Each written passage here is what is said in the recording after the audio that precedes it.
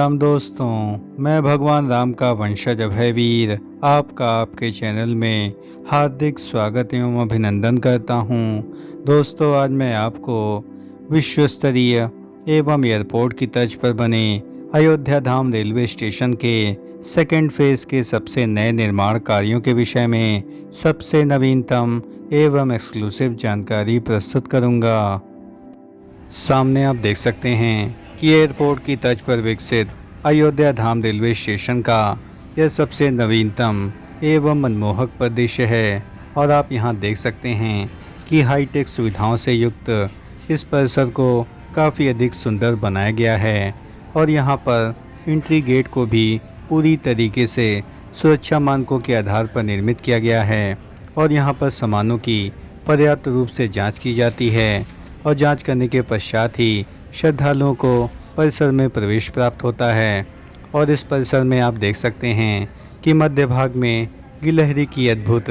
Statue यहाँ पर निर्मित की गई है और यह आकृति बहुत ही अधिक मनमोहक लगती है और इसके ठीक ऊपर एक विशालकाय पंखा लगाया गया है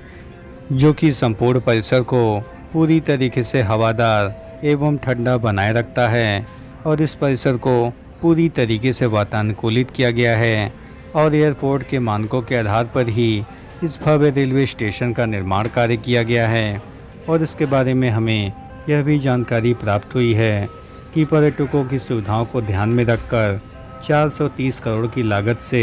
इस रेलवे स्टेशन का निर्माण कार्य किया जा रहा है और अभी वर्तमान में फर्स्ट फेज़ का निर्माण कार्य ही अब तक पूर्ण हो पाया है और सेकंड फेज़ के निर्माण कार्यों की गति अब काफ़ी अधिक तेज कर दी गई है।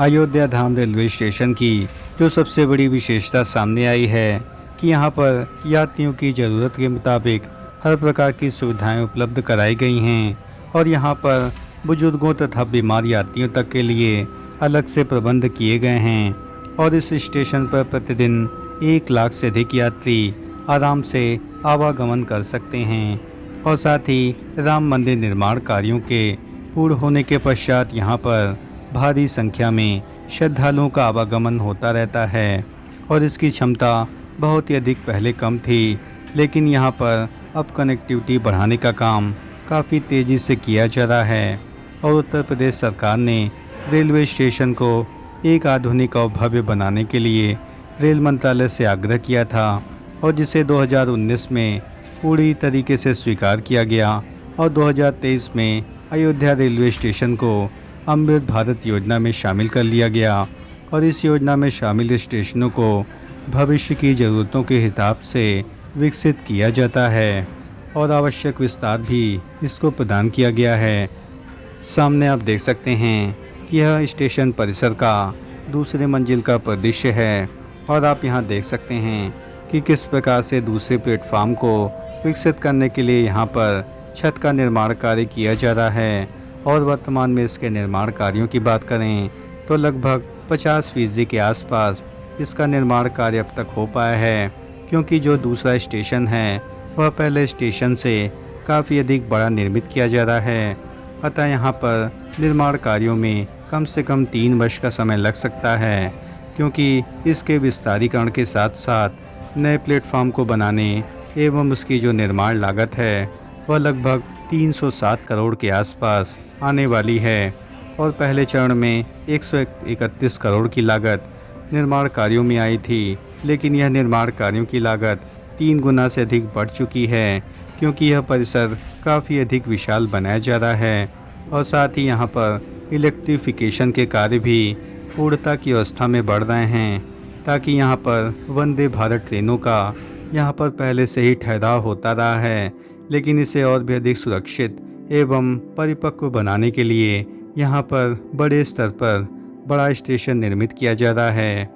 सामने आप देख सकते हैं कि सेकेंड फेज़ के निर्माण कार्यों का यह सबसे नवीनतम परिदृश्य है और आप यहाँ देख सकते हैं कि परिसर में बड़ी मशीनों के द्वारा यहाँ पर नए प्लेटफार्म को विकसित करने के लिए नए निर्माण कार्य किए जा रहे हैं और अभी 2 प्लेटफॉर्म परिसर में निर्मित किए जाने हैं और जो पहला प्लेटफॉर्म निर्मित है वह पूरी तरीके से प्रारंभ कर दिया गया है और जो दूसरा प्लेटफॉर्म बनना है अभी उसका निर्माण कार्य वर्तमान में जारी है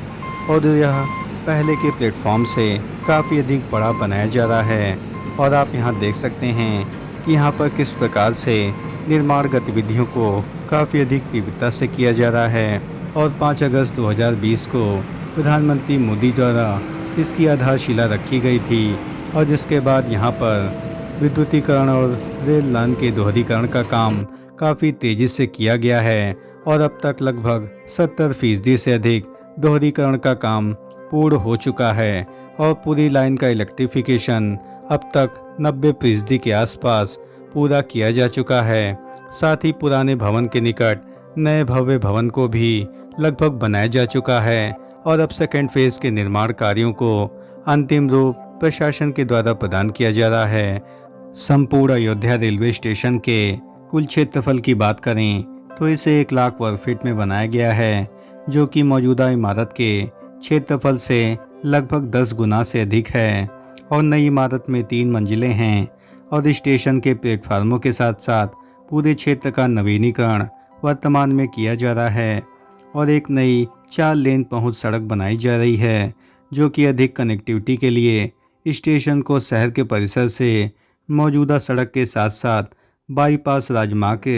से सड़क को जोड़ने का काम करेगी। और स्टेशन का निर्माण कार्य 2 चरणों में किया जा रहा है और पहले चरण के लिए 131.97 करोड़ रुपए व्यय किए गए हैं और जबकि सेकेंड फेज के निर्माण कार्यों के लिए 307 करोड़ रुपए की वर्तमान में लागत आ रही है और वर्तमान में इसी के निर्माण कार्यों को यहाँ पर अंतिम रूप प्रदान किया जा रहा है। और इस स्टेशन का डिज़ाइन राम मंदिर को मुख्य प्रेरणा के रूप में लेकर के किया गया है।